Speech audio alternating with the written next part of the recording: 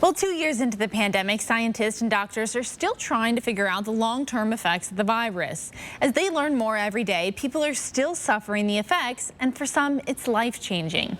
Eleni Dow shares the story of two women who are still dealing with the effects of COVID months later.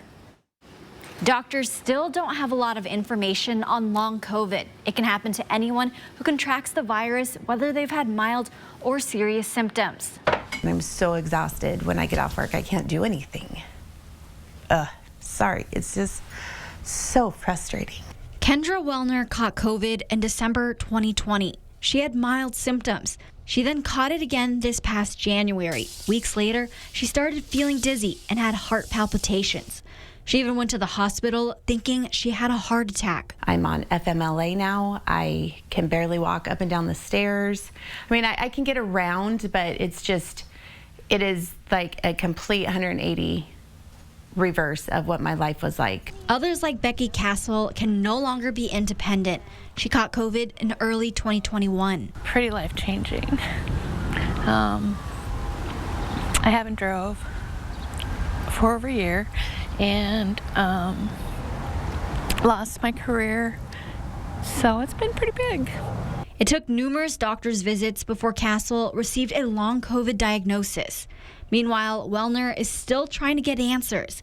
She believes she has long COVID, but hasn't been diagnosed yet. That's one of the biggest frustrations that I hear from patients is that either doctors and other people are not fully recognizing that the symptoms of long COVID are real and exist. Dr. Jana Friedley works with those who have long COVID in Western Washington. She says there are no specific tests right now to identify long COVID, but there are ways they can figure it out. The diagnosis is really made based on whether or not somebody has had COVID and whether these are new or worsening symptoms that they did not have before COVID. She says it's best for those suffering from possible long COVID symptoms to see health experts who have an understanding of it. Many, like Wellner and Cassel, are left trying to figure out life with long COVID. In a lot of ways, it's really changed who I thought I was at my core, and it's made me stronger in a lot of ways, but it's also just been a real challenge on my loved ones as well.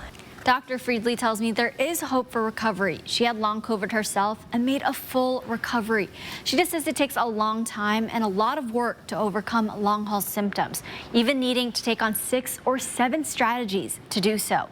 In studio, Eleni Dow, 4 News Now.